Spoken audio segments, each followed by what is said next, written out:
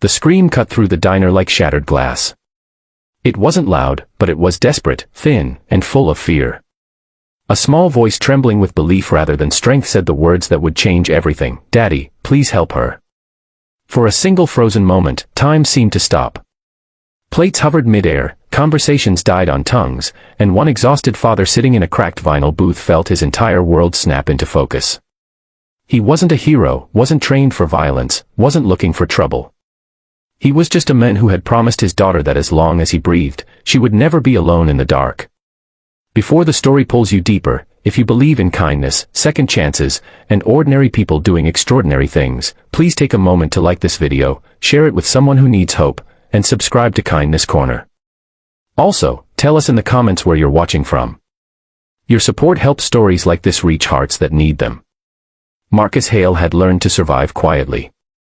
Since his wife passed 3 years earlier, life had become a narrow road of double shifts, packed lunches, unpaid bills, and silent prayers whispered over a sleeping child. He worked nights as a warehouse loader and mornings as a school bus attendant, his body always tired and his mind always calculating how to stretch one more dollar. That evening, he had brought his 6-year-old daughter Rowan to the old roadside diner because it was the one place where she smiled without asking for anything expensive.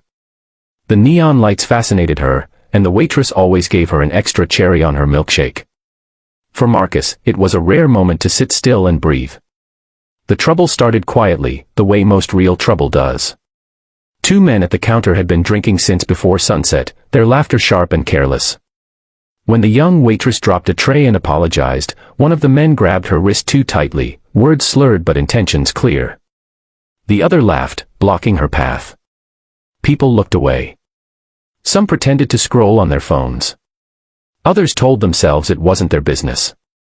Marcus noticed it all but stayed seated, his instincts wrestling with fear.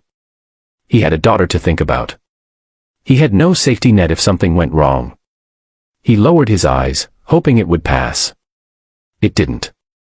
The waitress tried to pull free, her face flushing with panic. That was when Rowan slid off the booth seat, her small hands gripping her father's arm. She didn't understand power or consequences. She only understood that someone was being hurt. Her voice, soft but steady, carried across the diner. "Daddy, please help her." Marcus felt something ancient and unstoppable rise in his chest. Fear was still there, but it was suddenly smaller than his promise to the child looking at him like he could fix anything. He stood up. Chairs scraped. One of the men turned, sneering, and shoved him without warning. Marcus stumbled but didn't fall. The second shove came harder, followed by laughter. What happened next wasn't graceful or cinematic. It was messy, fast, and fueled by adrenaline and instinct. Marcus moved without thinking, blocking a swing, driving his shoulder forward, using the weight of the counter to his advantage. One man slipped, crashing into a stool.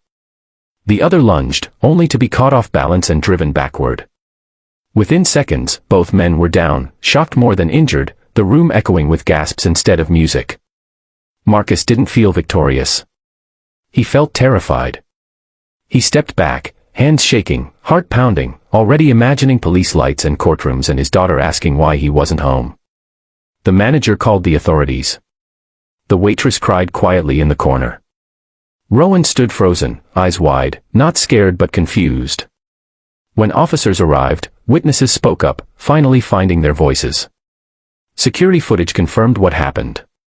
Marcus was allowed to leave with a warning and a weight heavier than before pressing on his chest. The night after was sleepless. Marcus replayed every second, wondering if he had ruined the fragile life he'd built. The next morning, he sent Rowan to school with an extra-long hug and went to work expecting the worst. Instead, by noon, his supervisor called him to the office, face unreadable. Waiting inside was a man in a tailored suit, calm, composed, and entirely out of place among forklifts and concrete floors. The man introduced himself as Adrian Cross, the chief executive officer of a regional hospitality group that owned the diner. He had reviewed the incident personally after receiving an internal report. Marcus braced himself for accusations, termination, maybe legal threats. Instead, Adrian asked him to sit. He spoke about his own childhood, about growing up watching people look away when someone needed help, about how rare it was to see real courage without cameras or applause. Adrian explained that the waitress had been one paycheck away from losing her apartment. That night could have broken her completely. Instead, it restored her belief in people.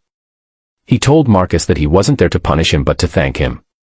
The company would cover any legal concerns, the waitress would receive support, and Marcus was being offered something unexpected, a stable, daytime position overseeing safety and training across multiple locations.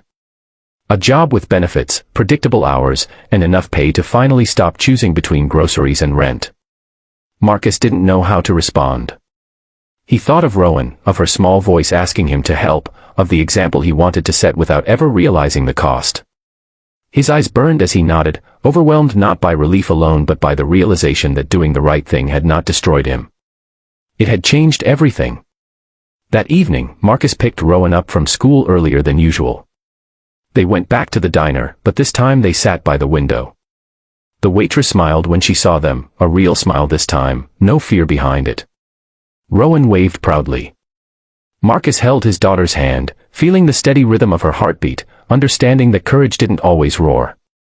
Sometimes it whispered through a child's faith in her father. If this story touched your heart, if it reminded you that small acts of bravery can ripple further than we ever imagine, please like this video, share it with someone who needs hope, and stay connected with Kindness Corner. Your engagement keeps these stories alive. Before the ending, we have one special request. Please comment below with a single word that describes how this story made you feel. Your words matter more than you know.